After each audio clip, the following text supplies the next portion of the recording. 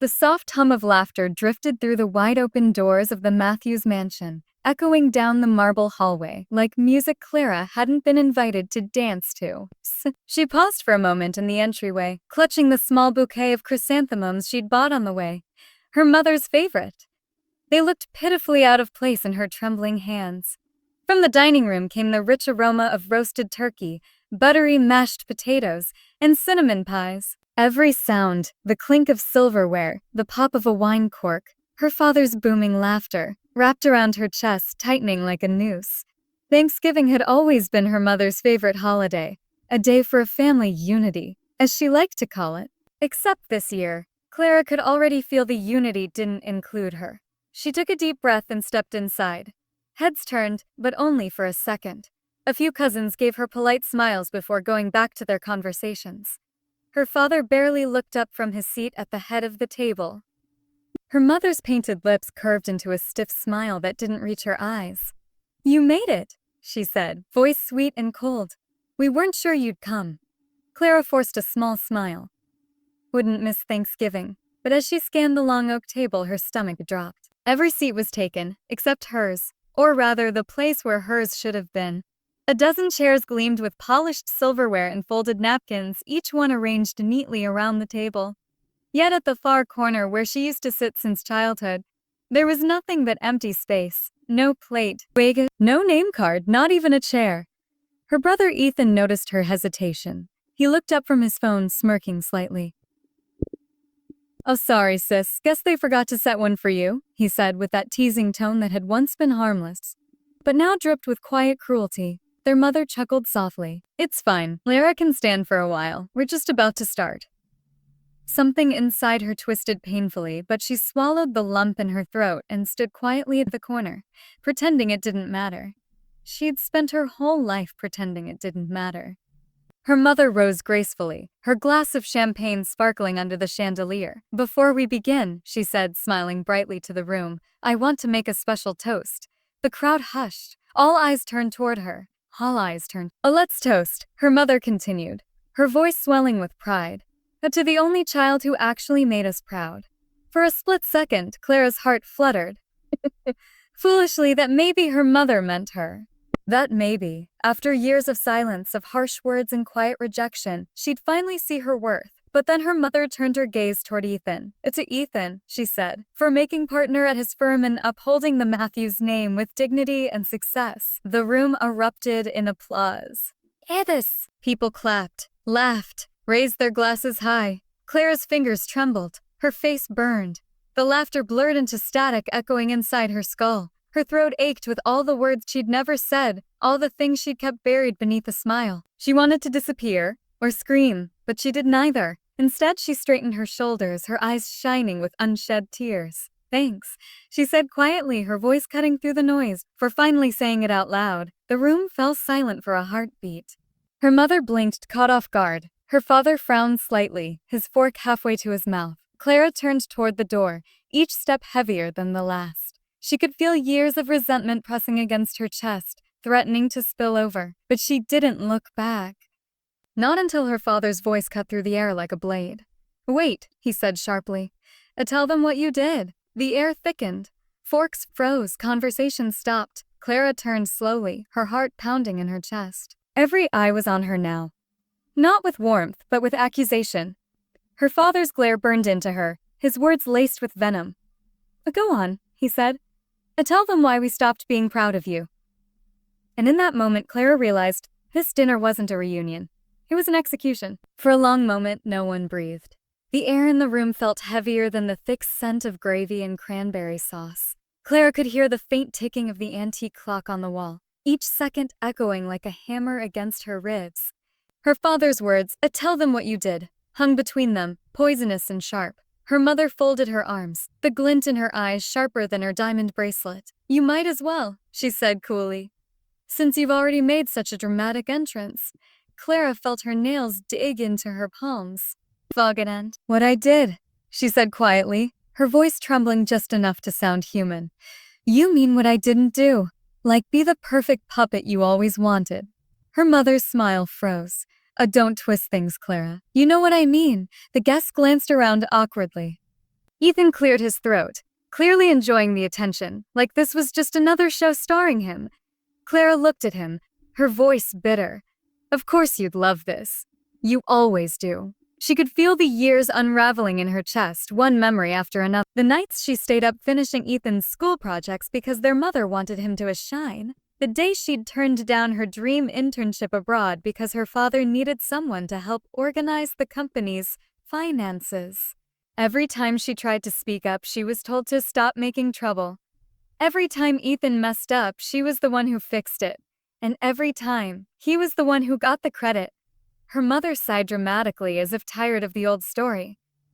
You always blame everyone but yourself. You could have done great things if you weren't so rebellious. Rebellious. Clara repeated softly. That's what you call telling the truth? Her father's jaw tightened. You tried to destroy this family's reputation, Clara. You went snooping into company records, spreading lies about us. The lies? Clara snapped, her composure cracking for the first time. You mean the documents I found, the ones showing years of tax fraud, underpaid workers, and fake charity donations? You told me to keep quiet. You said it was for the family's good, and when I refused, you called me a liar and threw me out of the house. Gasps rippled across the table. Some of the guests looked shocked, others exchanged uneasy glances, suddenly unsure where to look. Ethan's confident smirk faltered. Her father slammed his hand against the table. Enough. You have no idea what you're talking about. You were a naive girl, too emotional to understand business. Right, Clara said coldly. Because the truth is emotional. Her mother's voice trembled with false sweetness. If you really wanted to help, you should have stayed quiet, like family does. But you had to make it about yourself. Clara took a deep breath, her eyes glistening not with tears but with years of quiet pain turned into fire. I did stay quiet. For years, I let you take everything from me. My ideas.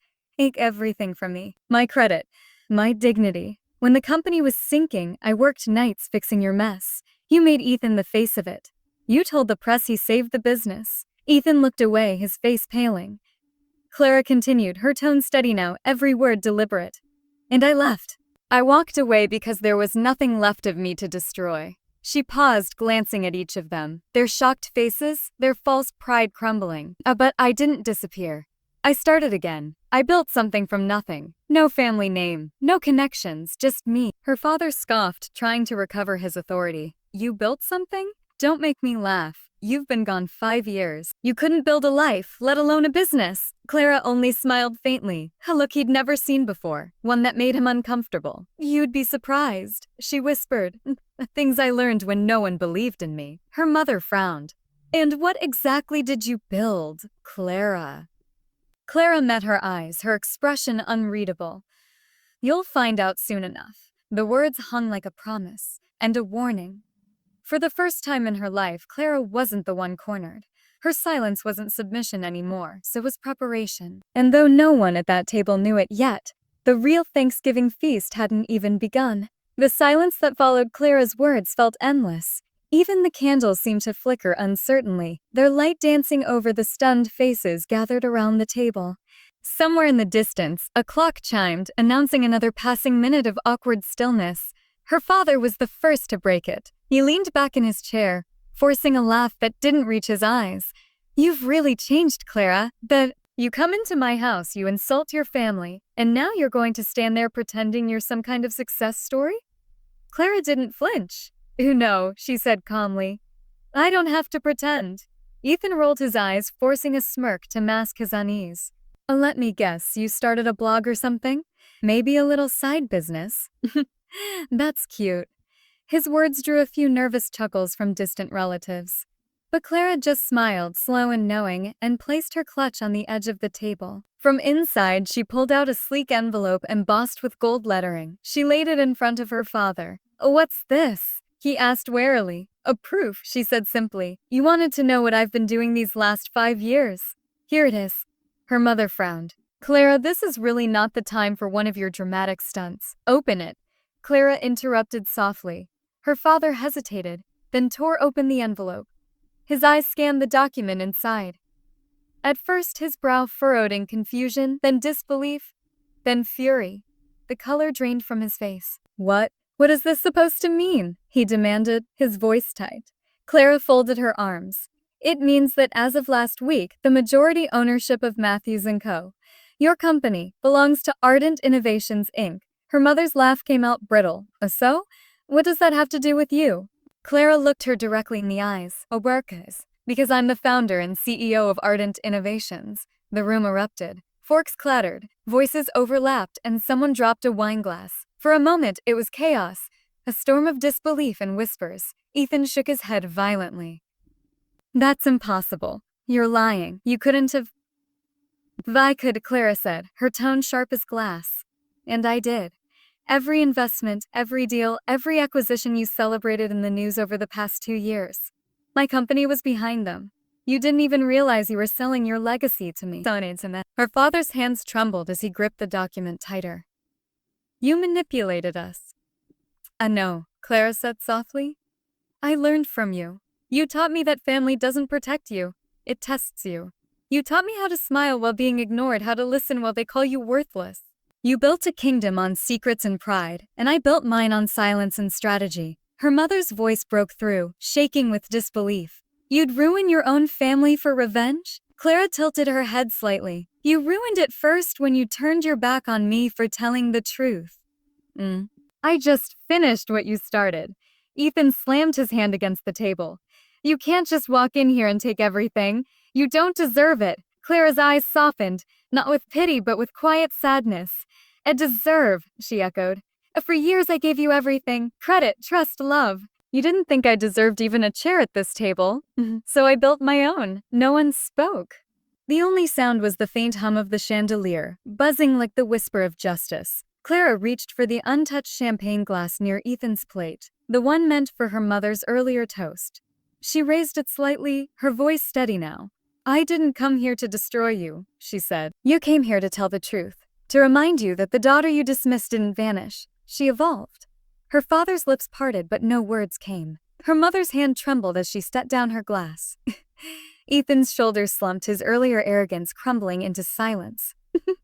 Clara set the document back on the table and looked around the room, meeting every stunned gaze with calm certainty. I'm not asking for forgiveness, she said quietly.